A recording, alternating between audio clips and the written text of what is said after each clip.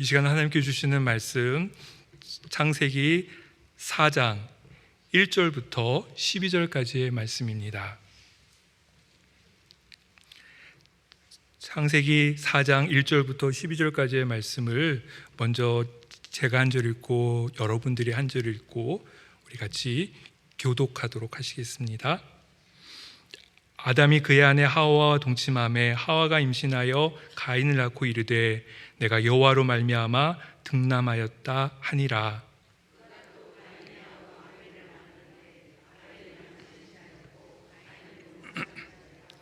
세월이 지난 후에 가인은 땅의 소산으로 제물을 삼아 여호와께 드렸고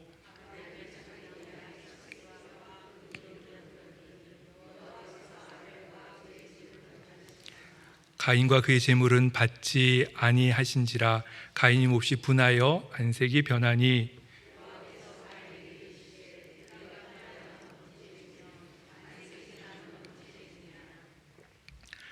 내가 선을 행하면 어찌 낯을 들지 못하겠느냐. 선을 행하지 아니하면 죄가 문에 엎드려 있느니라. 죄가 너를 원하나 너는 죄를 다스릴지니라.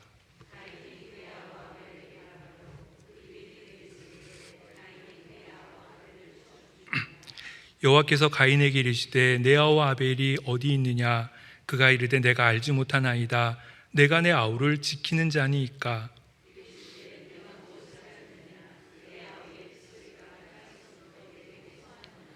땅이 내 입을 벌려 내 손에서부터 내 아우의 피를 받았은즉 내가 땅에서 저주를 받으리니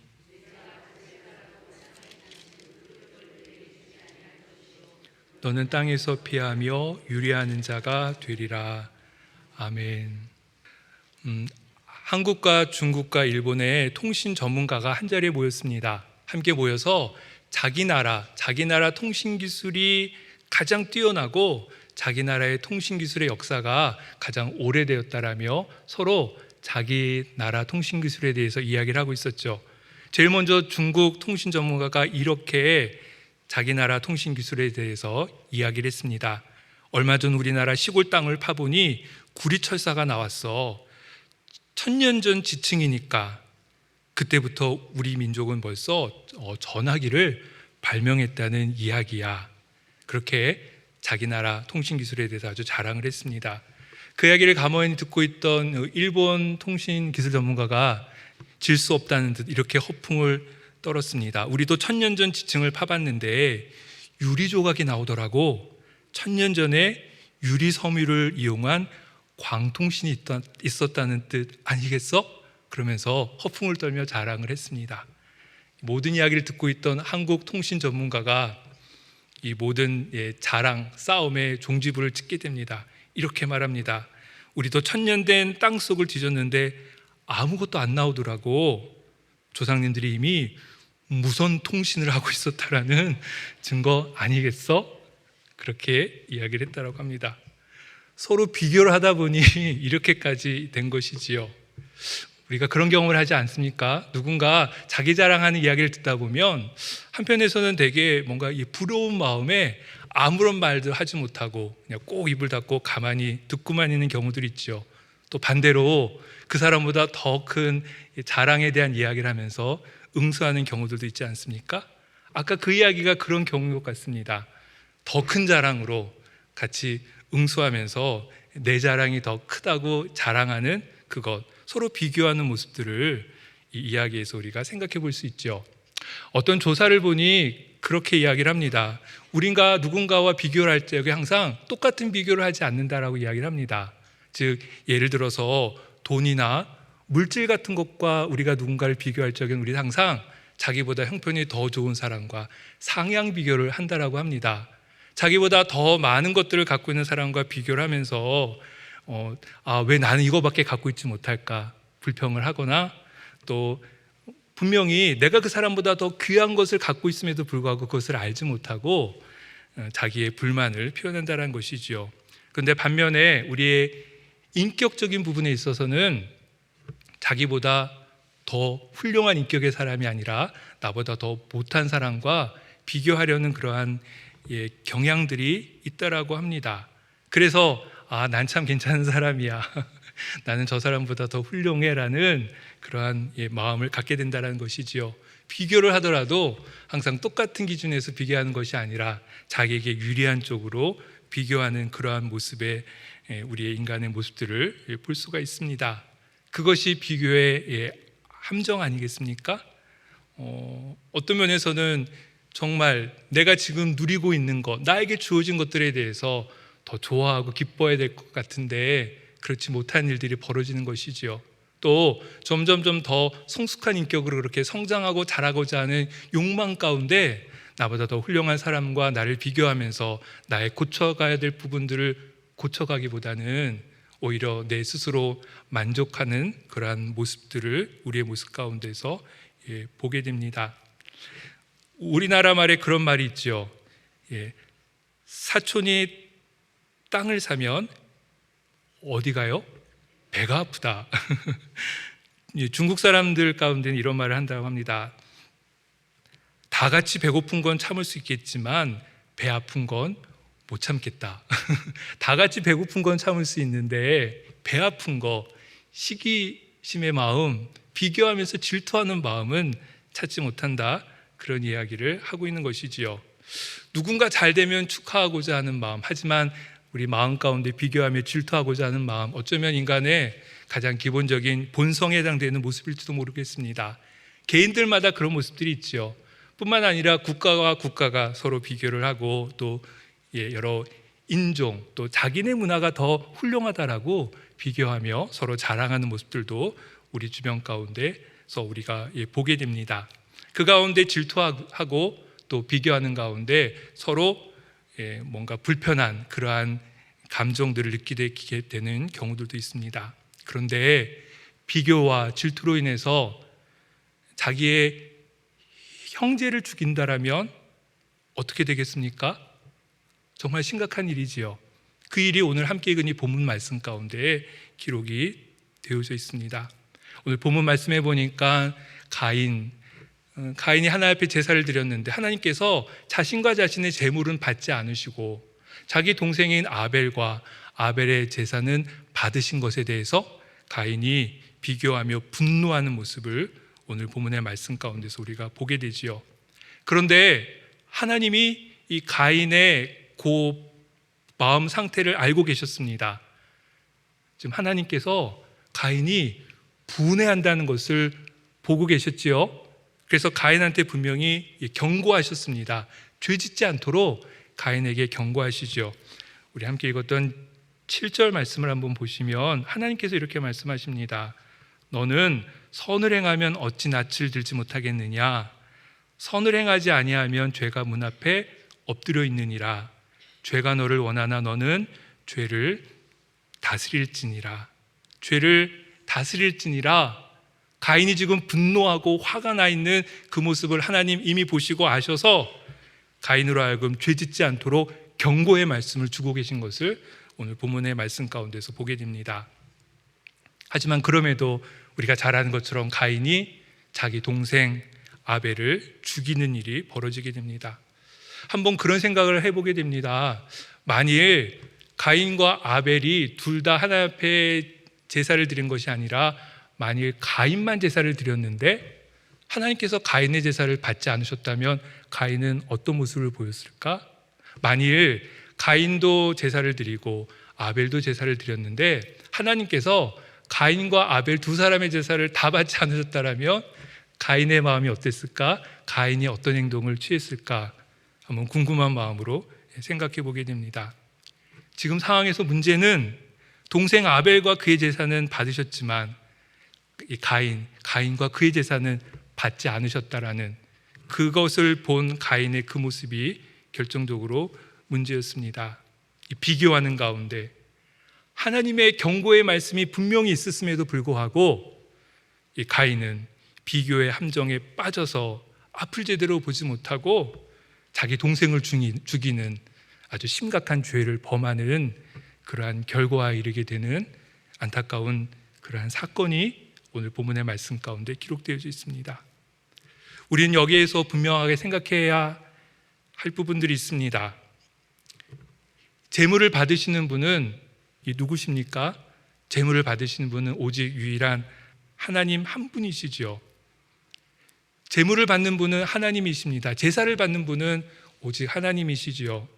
하나님이 받으시는 것에 대해서 어느 누구도 아무도 비교할 수 없다라는 것, 우리가 먼저 꼭 생각해야 하는 것입니다. 제사를 받고 받지 않는 건 하나님의 권한에 대한 일입니다. 거기에 대해서 누구도 옳다 그르다 이야기할 수 없는 것이지요. 이 아벨과 아벨의 제사는 받으셨는데 아벨과 아벨의 제사를 받으신 것에 대해서 아벨조차도 아무런 할 이야기는 없는 것입니다. 가인은 가인대로 정성을 다해 하나님 앞에 제사를 바칠 뿐입니다. 하나님께서 받으시기를 소망하며 진실한 마음으로 제사 드리는 것이 가인이 할 수 있는 전부이지요. 아벨도 마찬가지이지 않겠습니까? 아벨도 자신이 할 수 있는 정성을 다해 하나님 앞에 제사를 드릴 뿐입니다. 그것을 받고 받지 않고는 하나님의 주권, 하나님의 권한에 속한 일이기에 거기에 대해서 아무런 말도 할 수 없는 것입니다. 오늘 우리가 본문에서도 보게 되면 가인은 자신의 첫 소산의 곡식의 열매를 하나님 앞에 첫 제물로 바치게 됩니다. 아벨은 첫 새끼, 동물의 첫 새끼를 제물로 바치게 되지요. 오늘 본문의 말씀에서는 이 제물의 종류에 대해서는 가타부타 아무런 말씀이 없습니다. 다만 문제로 지적하고 있는 것, 그것은 가인이 제사를 바친 후에 자신과 자신의 제물이 하나님께서 받지 않으심을 보고 보였던 가인의 태도, 그것이 결정적인 문제였음을 우리가 말씀을 통해서 볼 수 있습니다. 5절 말씀을 보시면 이렇게 기록합니다. 가인과 그의 제물은 받지 아니하신지라 가인이 몹시 분하여 안색이 변하니. 가인이 화를 냈다, 화가 났다, 분노했다 지금 이야기하고 있습니다. 만일 아벨의 제사도 받지 않으셨다면 가인은 정말 어떤 모습을 보였을까요? 지금 가인의 눈을 가리고 있는 비교의 안대가 그로 하여금 분노하게 하고 자기가 누구인지, 내가 드리 제사를 받으시는 하나님이 누구인지에 대한 인식에 혼란이 지금 일어나고 있는 것입니다. 그래서 그의 안색이 변합니다. 분노가 폭발하여 자기 동생을 죽이게 되지요. 오늘 8절 말씀에서 그 내용을 기록을 합니다. 가인이 그의 아우 아벨에게 말하고 그들이 들에 있을 때에 가인이 그의 아우 아벨을 쳐 죽이니라. 하나님의 권한에 속한 임에도 불구하고, 그리고 인간의 한계가 분명히 있음에도 불구하고 그것을 잃어버리는 것입니다. 겸손히 하나님의 주권을 인정하며 받아들여야 될 순간에 비교의 눈이 가리워져서 그것이 그의 교만이 되어 이처럼 어처구니 없는 행동과 결과를 낳게 되었던 것을 우리가 본문의 모습에서 분명하게 발견할 수 있습니다. 우리가 구약 성경을 읽다 보면 하나님의 주권을 인정하지 않았던 대표적인 한 인물, 요나 선지자를 우리가 만나게 됩니다. 그는 정말 엄청난 선지자였습니다. 그는 스스로 내가 하나님의 심판의 메시지를 전하면 모든 사람들이 회개할 것이라는 것을 그는 알 수 있을 정도의 아주 위대한 선지자였죠. 실제로도 그러지 않았습니까? 그가 니느웨 성으로 가서 하나님의 심판의 말씀을 전할 때 사람들은 물론이고 가축까지도 다 회개했다라고 성경은 기록하고 있습니다. 정말 대단한 선지자이지요. 위대한 선지자임에 분명합니다.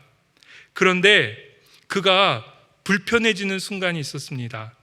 결국은 분노하며 하나님을 향해 그렇게 원망하는 순간이 있었죠.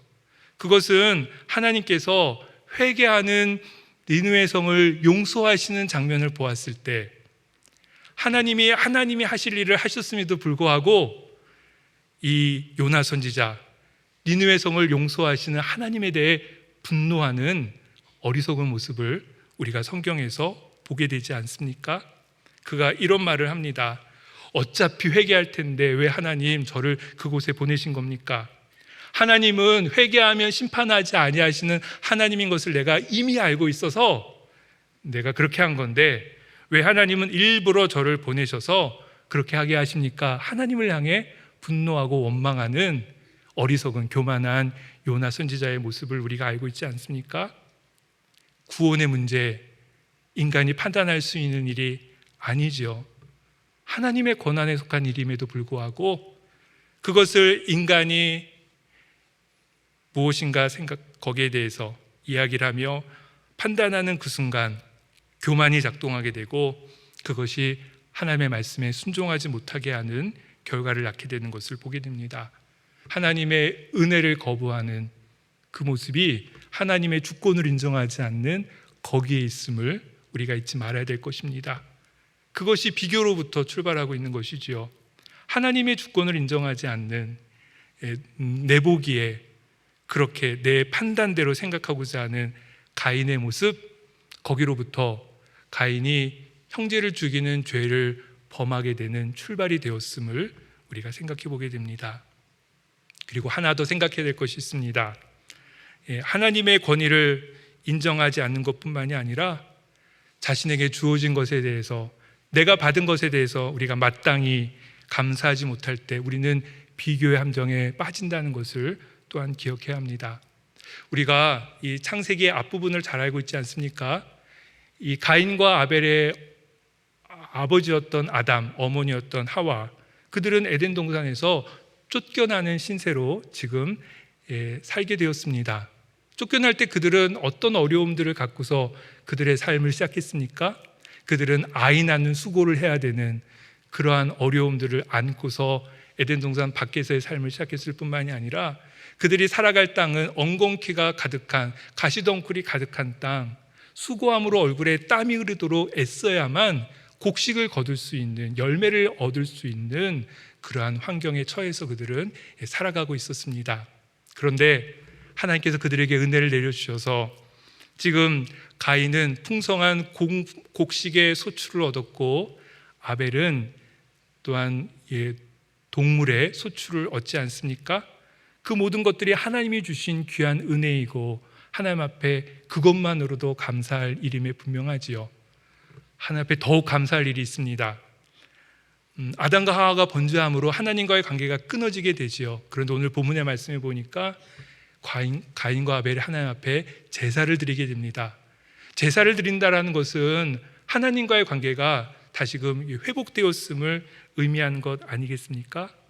관계가 회복되었기에 하나님께 제사를 드릴 수 있는 그러한 기회까지 그들 가인과 아벨, 아담과 하와의 가족은 얻게 된 그 순간이었습니다.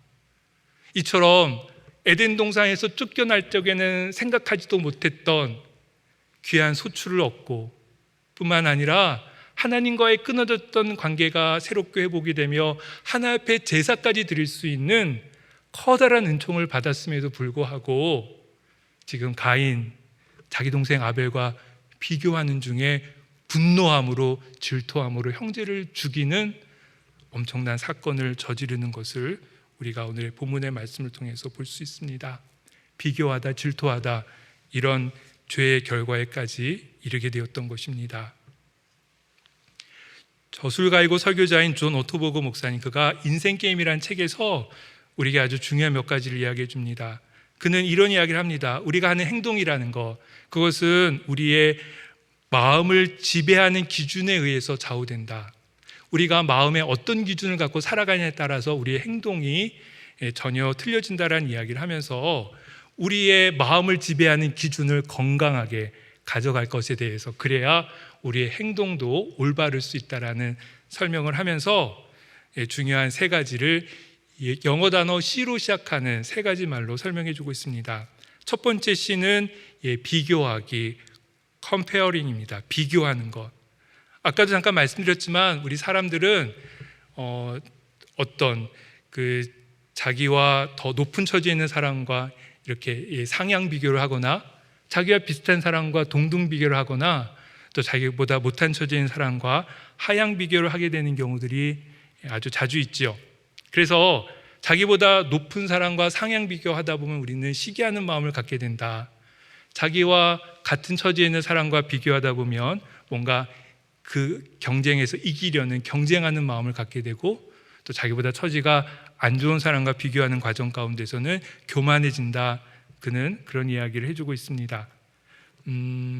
그런데 그냥 비교하는 것이 아니라 이처럼 자기에게 유리한 입장에서 비교하고자 하는 마음, 비교하기, 그것이 우리의 마음의 삶의 기준으로 자리 잡게 되면 우리의 행동이 어긋날 수밖에 없다. 첫 번째 C로 비교하기, 컴페어링을 이야기합니다. 두 번째 C는 경쟁하기입니다. competing, 경쟁하는 것. 어떤 때는 경쟁이 우리가 발전할 수 있는 좋은 기회를 주지요. 그 전에 알지 못했던 새로운 것들을 알게 되는 과정들이 경쟁의 과정을 통해서 얻게 되지 않습니까? 경쟁을 통해서 우리가 무엇인가 성취했을 때 성취의 기쁨 또한 우리가 맛게 됩니다.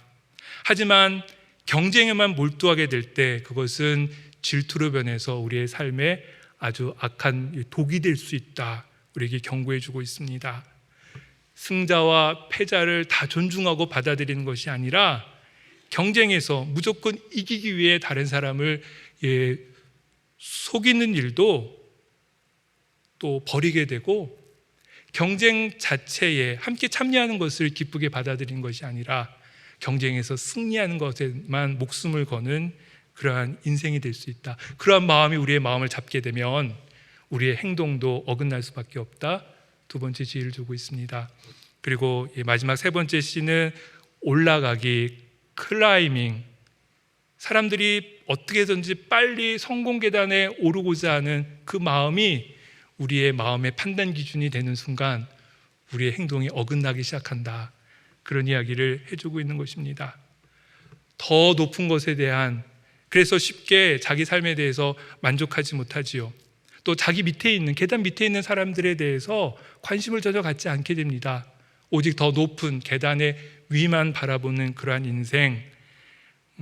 하지만 그렇게 해서 더 높은 곳에 올라갔다 하더라도 그보다 더 높은 곳을 욕망하게 되는 인간의 끝없는 욕망으로 인해서 우리의 마음 가운데 이처럼 더 높은 곳에 올라가고자 하는 마음이 가득 찰 때 그 사람의 행동 또한 그렇게 건강하지 못하게 된다. 우리에게 지혜를 주고 있습니다. 누군가와 비교하는 것, 경쟁하고 더 높은 곳에 올라가고자 하는 것, 그것의 시작이 바로 비교하는 것에부터 시작된다는 것들을 우리가 생각해 보게 되지요. 비교함으로 경쟁하게 되고 더 높은 곳을 요구하는 과정 가운데 우리가 죄를 범하게 되고, 그리고 그 결과 안타깝지만 오늘 본문에서 형제를 죽이는 살인에까지 이르게 되는 그러한 과정들의 시작이 비교하는 것, 긍정적인 비교가 아니라, 건강한 비교가 아니라 부정적인 비교로부터, 올바르지 않은 비교로부터 시작되어지는 것을 우리가 생각해 보게 됩니다. 그런데 여기에 있어서 우리 주님 참 우리에게 되게 난처한 말씀을 주고 계십니다. 단순히 형제를 가인처럼 죽여야만 죽이는 것이 아니라 우리가 우리의 마음으로 형제를 죽이는 것도 똑같이 형제를 죽이는 것이다 같다. 가인처럼 형제를 죽이는 것과 같다. 우리에게 말씀해 주고 계십니다. 마태복음 5장 말씀에 보면 이렇게 말씀하지요. 옛사람에게 말한 바 살인하지 말라. 누구든지 살인하면 심판을 받게 되리라 하였다는 것을 너희가 들었으나 나는 너희에게 이르노니 형제에게 노하는 자마다 심판을 받게 되고 형제를 대하여 나가라 하는 자는 공회에 잡혀가게 되고 미련한 놈이라 하는 자는 지옥불에 들어가게 되리라. 형제를 향해 욕을 하며 형제에 대해 분노의 마음을 갖는 것조차도 그를 죽이는, 살인하는 것과 똑같은 것이다. 우리에게 정말 엄청난 경고의 말씀을 주고 계십니다. 우리의 마음 가운데 누군가 비교하며 그를 죽이고자 하는 마음이 있다라면 그것이 또한 가인이 동생 아벨을 죽인 것과 똑같은 그러한 모습인 것을 생각한다라면 정말 우리의 마음을 어떻게 붙잡아 가야 될지, 우리의 마음을 어떻게 순전하고 깨끗이 지켜가야 될지 깊이 고민하지 않을 수 없는 것이지요. 우리가 잘 아는 제인 크로스비 여사, 그의 고백은 참 우리가 들을 때마다 너무나 귀합니다. 잘 아신 것처럼 그는 태어나서 6주 만에 앞을 볼 수 없는 시각장애인으로 평생의 삶을 살아가게 됩니다. 하지만 그의 노래는 절망의 노래가 아니라 항상 소망의 노래였습니다. 그는 예수님과 함께하는 가운데 기쁨에 대해서 그는 항상 자신의 이 찬양시로 고백을 하지요. 우리가 잘 아는 찬송들이 다 그런 것들 아닙니까? 주의 음성을 들으니 사랑한단 말일세, 인애하신 구세주여 나를 붙들어 주옵소서. 나의 갈 길 다 가도록 주님 인도하십니다. 예수를 나의 구주 삼고 그리고 나의 영원하신 기업 생명보다 귀하다. 제인 크로스비가 이런 고백을 합니다. 비록 내가 볼 수 없을 때 나는 얼마나 행복한 사람인가, 다른 사람이 즐기지 못하는 축복을 나는 얼마나 많이 누리고 있는지, 나는 볼 수 없다고 눈물 짓거나 한숨을 쉬지 않으련다. 내 육신의 눈은 감겨져 있으나 하나님 아버지께서 나를 맡으셨다. 그의 귀한 고백이지요. 보이는 것이 아무것도 없어도, 하지만 나의 귀에 들려오는 하나님의 말씀이 있기에 내가 그것으로 만족한다. 다른 사람이 듣지 못하는 더 세밀한 하나님의 음성을 내가 들을 수 있기에 나는 그것을 생각하며 내가 앞을 보지 못하는 것을 보는 사람과 비교하는 것이 아니라 그것에 대해 더 감사한다. 그는 그렇게 고백하고 있는 것입니다.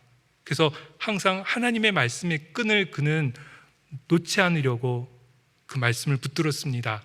하나님의 말씀만이 자신의 마음을 지배하는, 자신의 행동을 이끄는 그 마음의 중요한 기준이었기에 그는 항상 말씀을 붙들었다.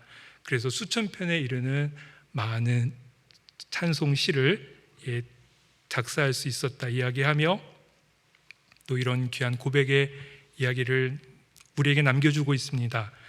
내가 평생 육신의 흑암 속에 살더라도 이를 통해 하나님을 찬미하는 일을 잘 준비하고 다른 사람을 자극하여 하나님을 찬미하도록 하는 것이 그분의 뜻이었다고 나는 확실히 믿습니다. 내 시선을 잡아 끌었을 온갖 흥미거리와 아름다운 것을 쳐다보는데 나의 마음을 뺏겼더라면 나는 수천 곡이 되는 찬송을 쓰지 못했을 것입니다. 만약 하나님께서 나에게 볼 수 있도록 허락해 주신다 해도 저는 받지 않겠습니다. 하늘에 가면 밝은 눈을 주실 것인데 이 세상에서 더럽히지 않은 깨끗한 눈으로 주님의 얼굴을 배울 것입니다. 비록 앞을 못 보지만 그것을 다른 사람과 비교하지 않고 그것조차도 감사함으로 받는 귀한 고백이 이 고백에 있습니다. 정말 솔직히 선뜻 우리가 흉내내기 어려운 고백이지요. 귀한 하나님의 사람의 고백임에 분명합니다. 그와 동시에 우리가 본받고 싶은 귀한 믿음의 고백임에도 분명하지요. 하나님의 주권을 인정함으로 감사하는 중에 나에게 허락해 주신 것을 온전히 받을 때 거기로부터 새로운 길이 새롭게 펼쳐진다는 것을 우리가 잊지 말아야 합니다.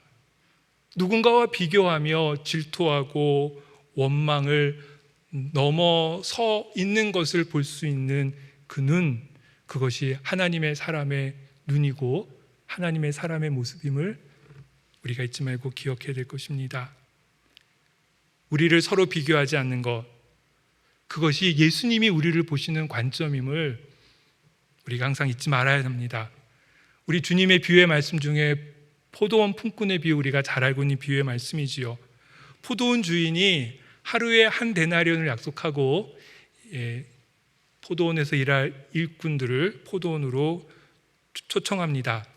제일 먼저 3시 우리나라 시간으로 오전 9시 일찍 나가 포도원 일꾼 한 데나리온의 품삯을 약속하고 포도원으로 데리고 와서 일을 시키지요.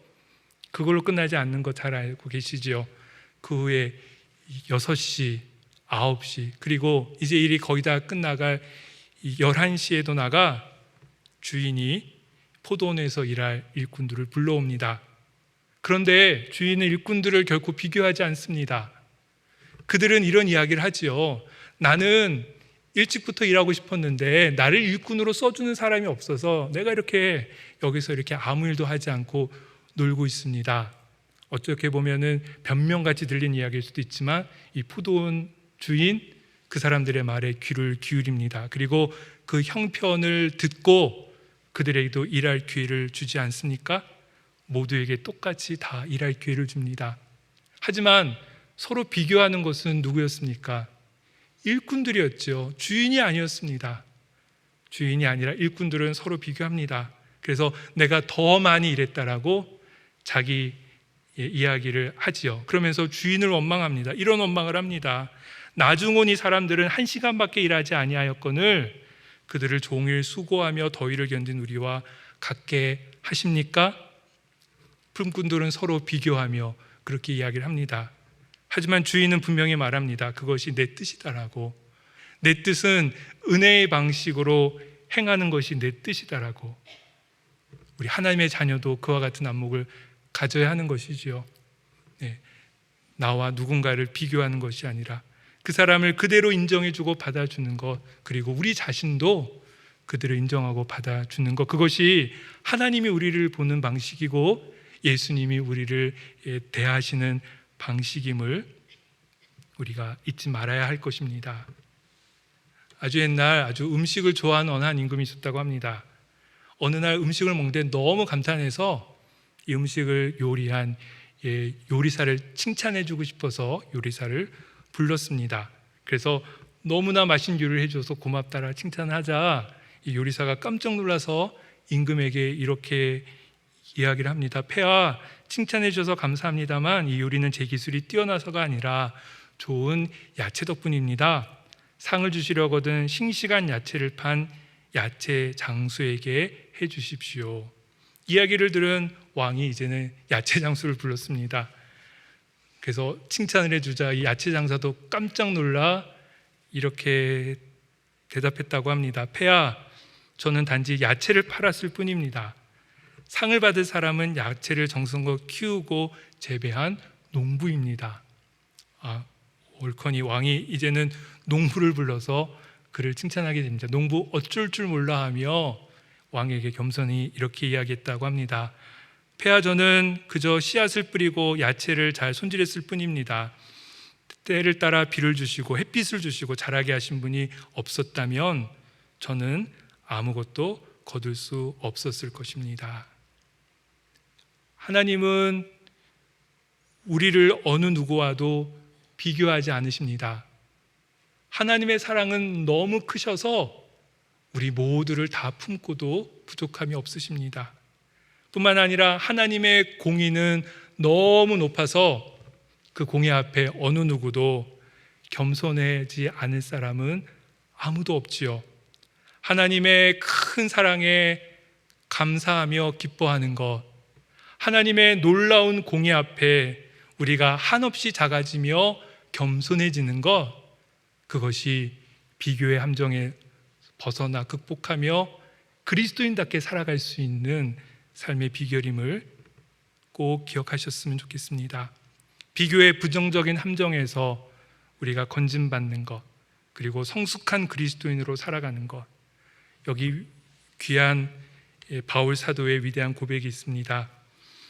나는 비천에 처할 줄도 알고 풍부에 처할 줄도 알아.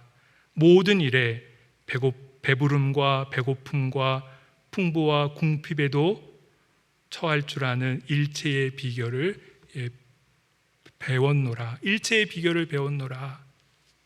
하나님의 사랑과 공의를 믿고 하나님의 주권을 인정하며 하나님께서 나에게 베푸신 것에 대해 감사하고 만족하고 그대로 인정하며 살아가는 것, 그리고 더 높은 인격, 성숙한 하나님의 사람으로서의 인격을 갈망하며 거룩한 열망 가운데 살아가는 것, 그것이 그리스도인의 삶의 모습이어야 함을 기억하며 살아가는 우리 모두의 모습이어야 될 것입니다. 우리 함께 기도하겠습니다. 하늘에 계신 우리 아버지여, 이름이 거룩히 여김을 받으시오며 나라의 마옵시며 뜻이 하늘에서 이룬 것 같이 땅에서도 이루어지이다. 오늘날 우리에게 일용할 양식을 주옵시고 우리가 우리에게 죄 지은 자를 사하여 준 것 같이 우리 죄를 사하여 주옵시고 우리를 시험에 들게 하지 마옵시고 다만 악에서 구하옵소서. 대개 나라와 권세와 영광이 아버지께 영원히 싸움나이다. 아멘.